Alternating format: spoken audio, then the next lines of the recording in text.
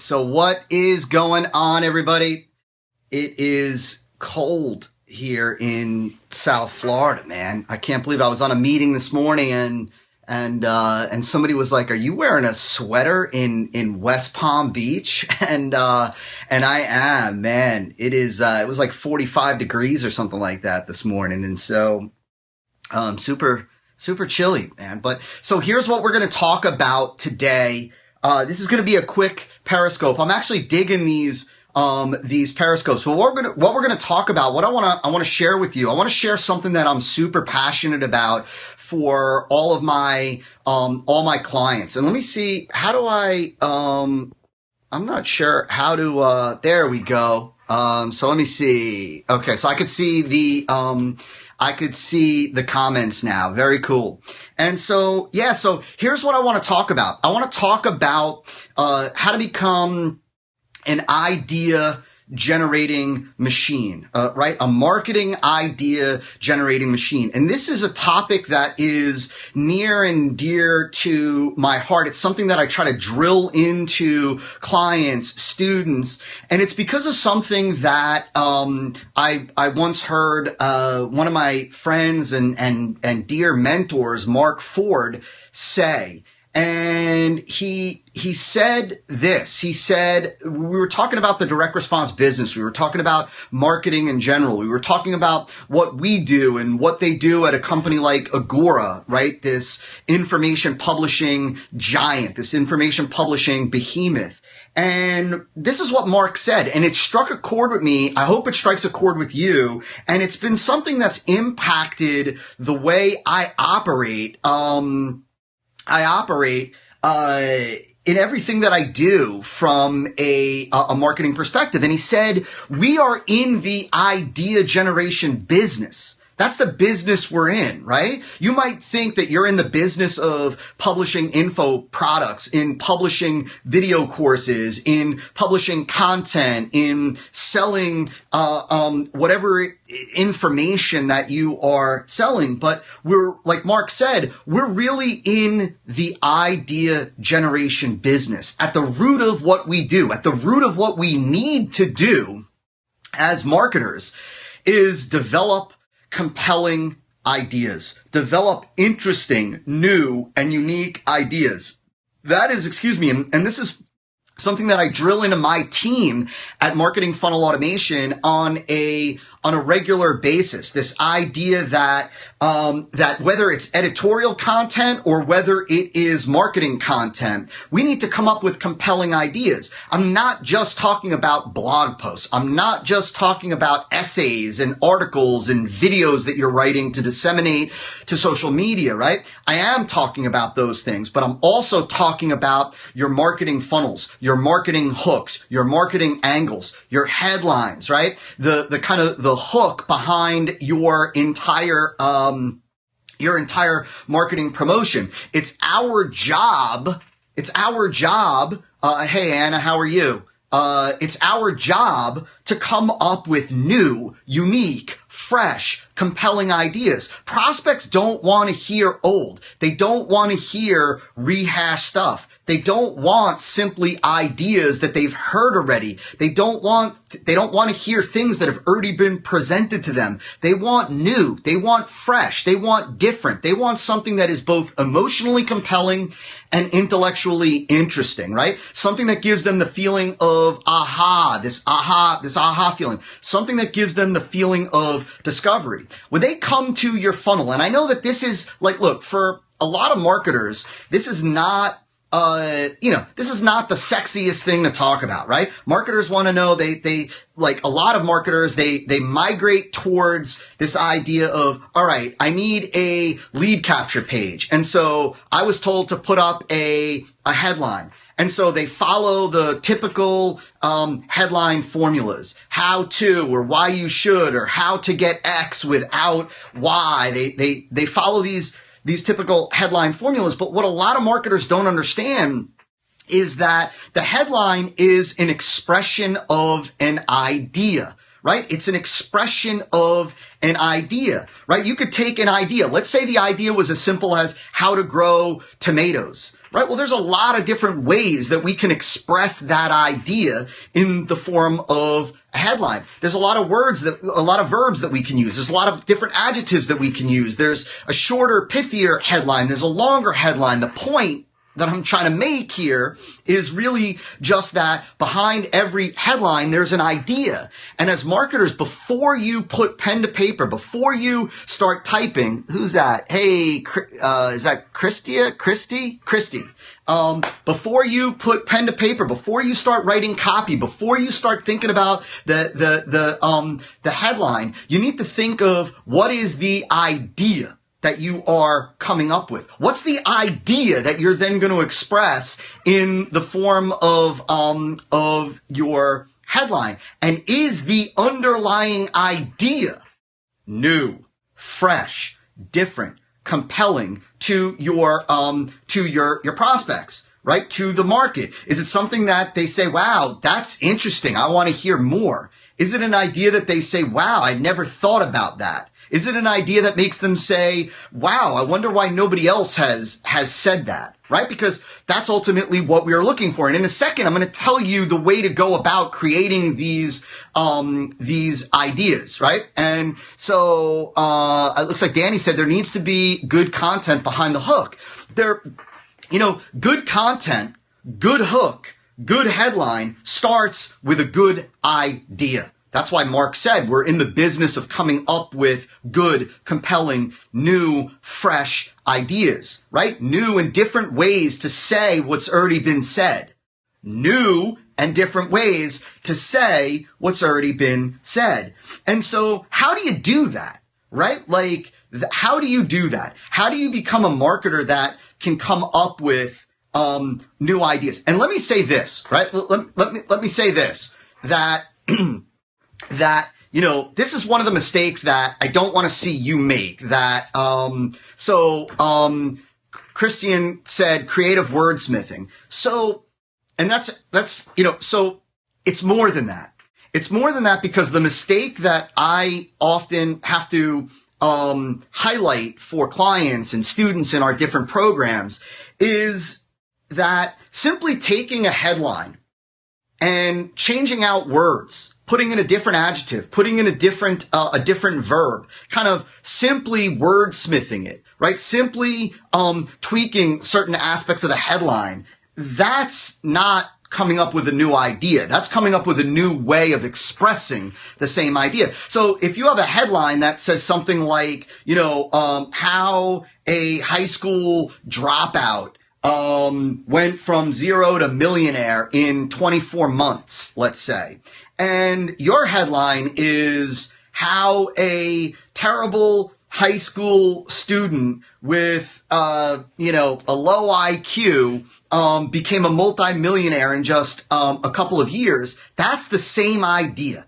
That's the same exact idea, just expressed differently. Remember, you can take an idea like how to grow tomatoes and you can express that a variety of different ways with a variety of different verbs. We could say, how to force your garden to bring forth magnificent tomatoes, right? That's the same underlying idea as how to grow bigger tomatoes or how to get your garden to grow bigger tomatoes. The only difference is in the wording that you're using, right? Wordsmithing is just that. It's wordsmithing. You could take the same idea and wordsmith it. We're talking about what is the underlying idea that you are then going to wordsmith. So here's the thing, right? This is all about how do you become an idea generating machine, right? And so you become an idea generating machine first and foremost by recognizing that ideas are developed.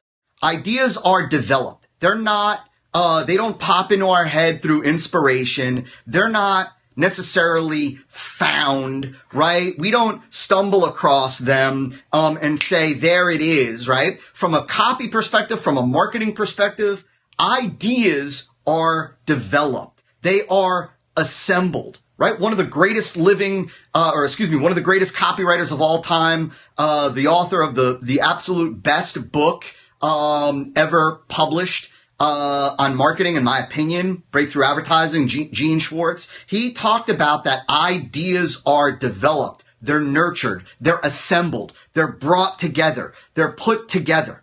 And so how do you do that? right? Like what do you have to do to become an idea generating machine for your marketing? Well, first of all, you got to realize that they're developed, right? And you don't wait for inspiration. You don't wait to stumble across an idea. You recognize that they are developed. Also recognize that, in order to develop a big idea, you need lots of ideas. You don't think that it's all about sitting down at your computer and saying, all right, it's time for me to come up with a big idea for my marketing, for this new marketing campaign, for this new marketing funnel, and you just bang it out. It doesn't work that way. It does not work. It doesn't work that way. Certainly doesn't work that way for me, and it doesn't work that way for anybody that I know.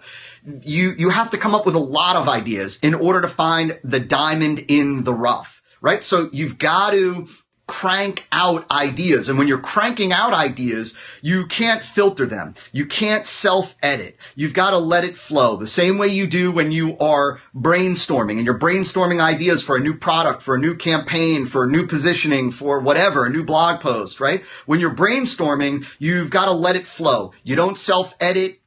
You don't, you don't judge or prejudge ideas. You let them flow. Right? You let them flow. And you're going to come up with a lot of bad ideas or ideas that just are absurd or ideas that just don't work, right? And that's okay, right? That's okay. You've got to come up with a lot of ideas in order to come up with a big idea. So how do you come up with a lot of ideas? Well, first and foremost, you need a lot of input. You got to put a lot of stuff into your brain, into your head, so that you've got a lot of fodder to pull from, right? And when you're working on a marketing funnel, there are two different types there's actually a couple different types of information sources that you want to pull from. Number one, you want a lot of general input, right? So the idea when I hear a marketer that says things like, I never watch TV, I never read the news, I'm not up on,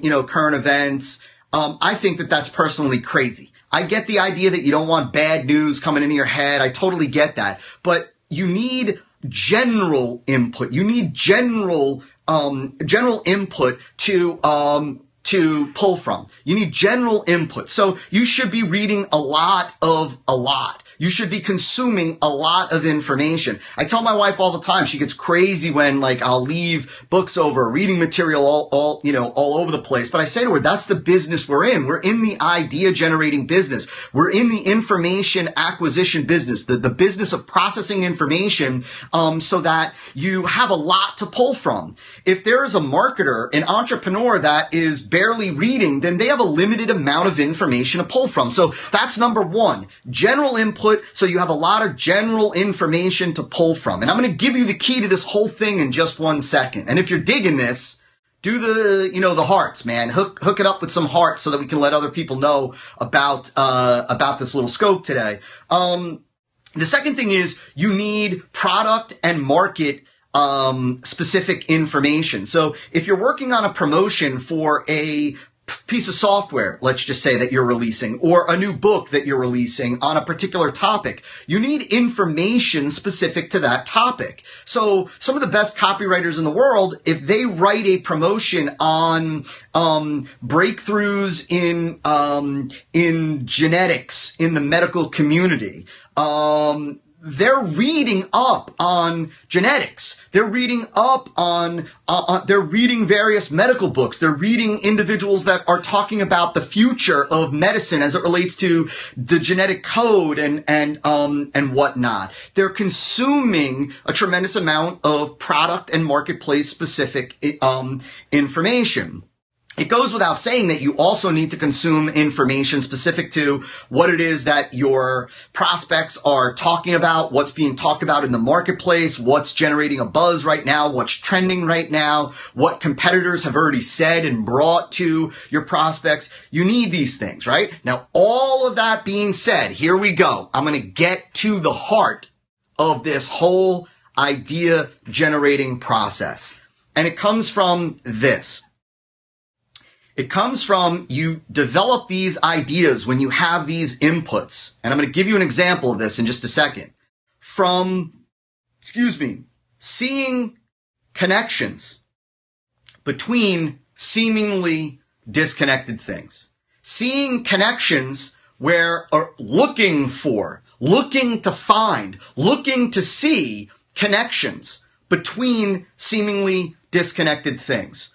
That's what makes my buddy Rich Schefrin such a brilliant marketer, is that he naturally sees connections where others don't. He's able to develop hooks, these unique hooks that are totally new to the market because he's seeing connections between seemingly disconnected things where others don't see them. Same thing with Jay Abraham, right? Sees connections. Let me give you a real world example. So I'm going to give you 2 real world examples and then we're going to be done for today. I'm going to send you on your way so that you can start to develop even better and more ideas. So many moons ago, Porter Stansberry over at Stansberry Research released a promotion, a sales letter that today is called like the new railroad.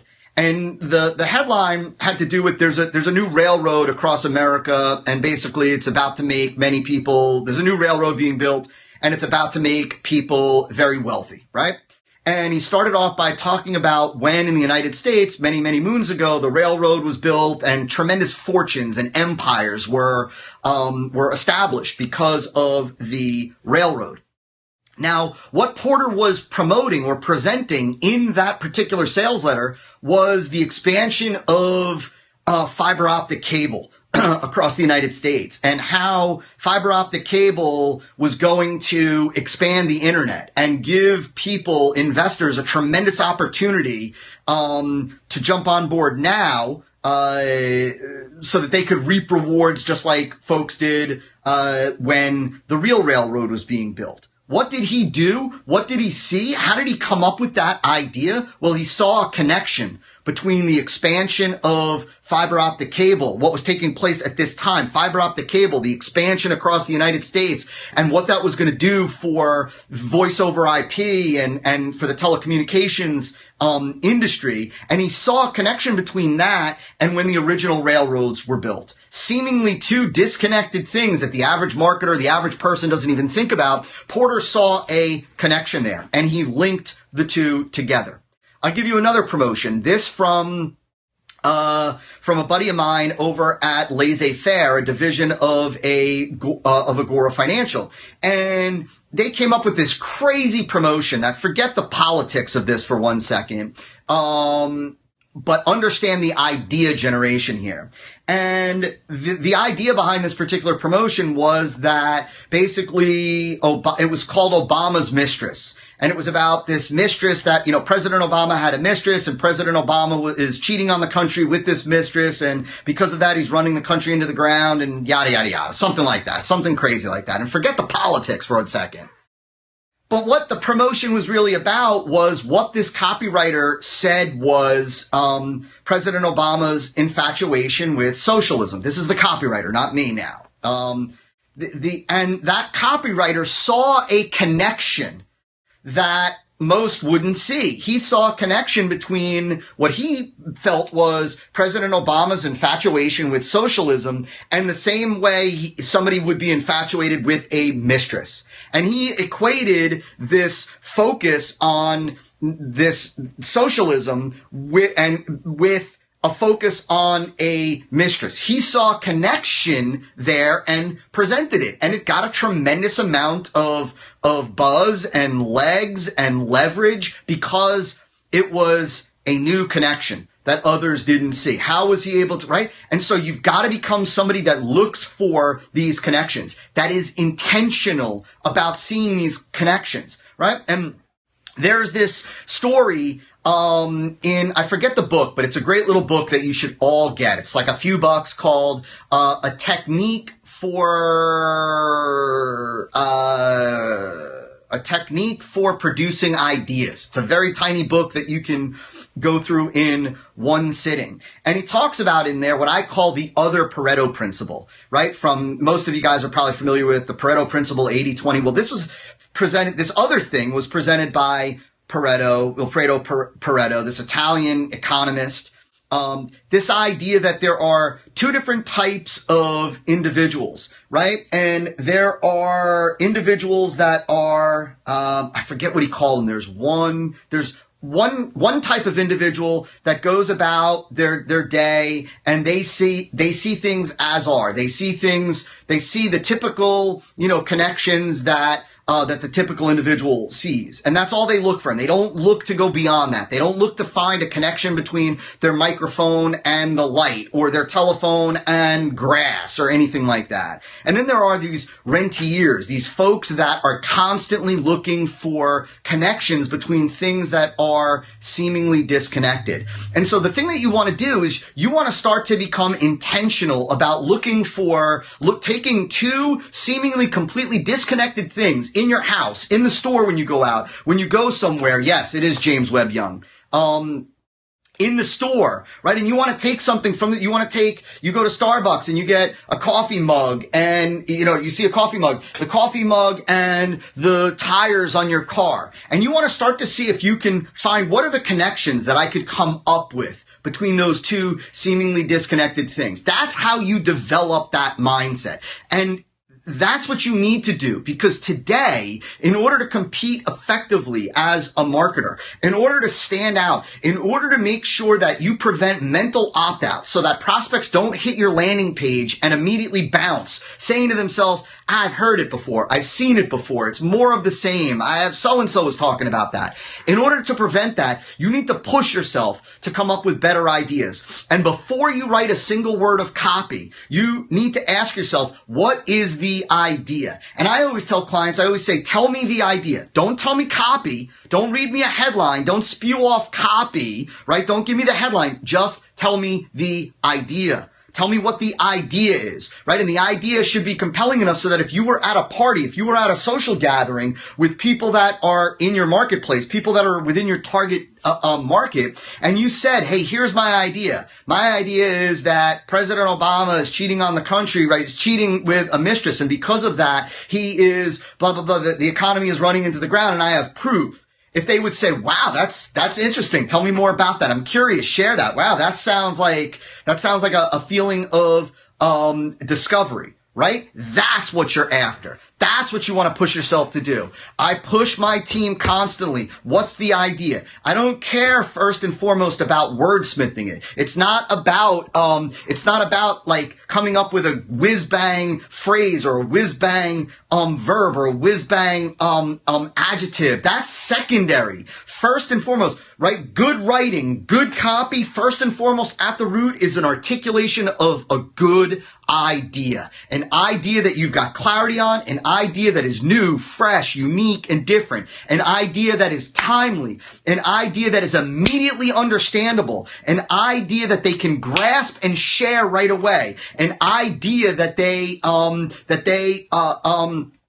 feel is like they just discovered news, right? Like a discovery, an aha, something that they'd want to go and post about on Facebook or Twitter or something like that. That's when you know you've got a great idea. And when I work with my team, our in-house agency, or when I work with clients, I always say, tell me the idea. Don't worry about how you articulate the idea in the early stages. Like, don't worry about the copy. Don't worry about it being pithy and on point and nailed, right? And the perfect verb, the perfect act. No.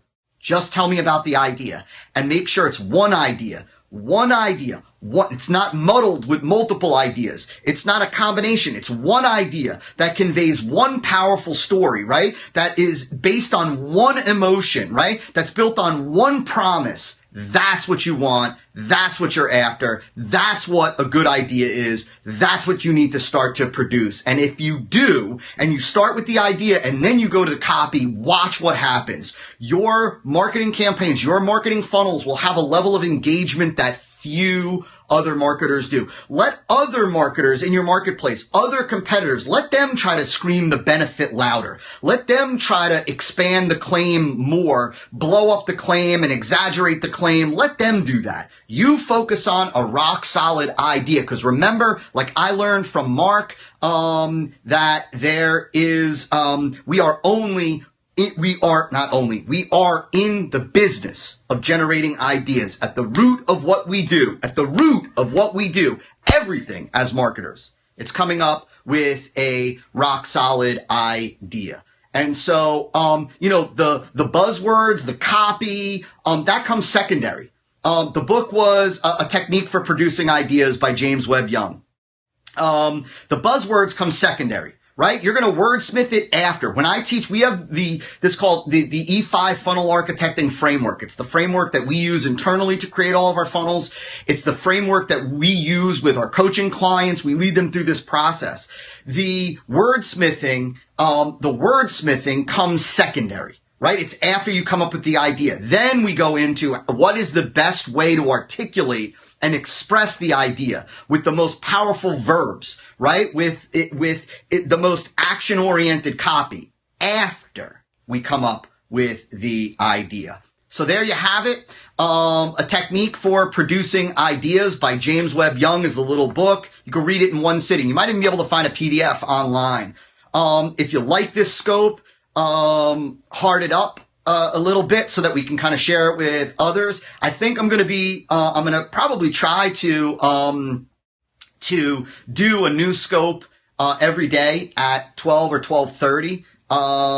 We're going to also probably download these and put them on the blog, over at marketingfunnelautomation.com. And so you could jump over, there, but there you go. Ideas. This is how to become a marketing idea generating machine. And so, awesome. I would love to have him, us get better with Periscope. And so maybe next time I'll take some questions or something like that. I'm going to start doing a lot more of these. And so if there's stuff that you guys want me to talk more about, want me to share, I'm an open book. I've never been asked a question that I wasn't willing to give the answer to, at least not yet. And so super excited. Thank you guys for hanging out. So the name is a Technique for Producing Ideas by James Webb Young. If you found value, heart it up. I'll see you tomorrow, 12:30. I'll probably announce it again on Facebook. Tell your friends, tell your colleagues, share it on Facebook. This is, I think, my third scope now, my third or fourth scope maybe. I'm looking forward to really building it up. And so thank you guys so much. Have a great day, and I'll talk to you soon. And so take care, everybody.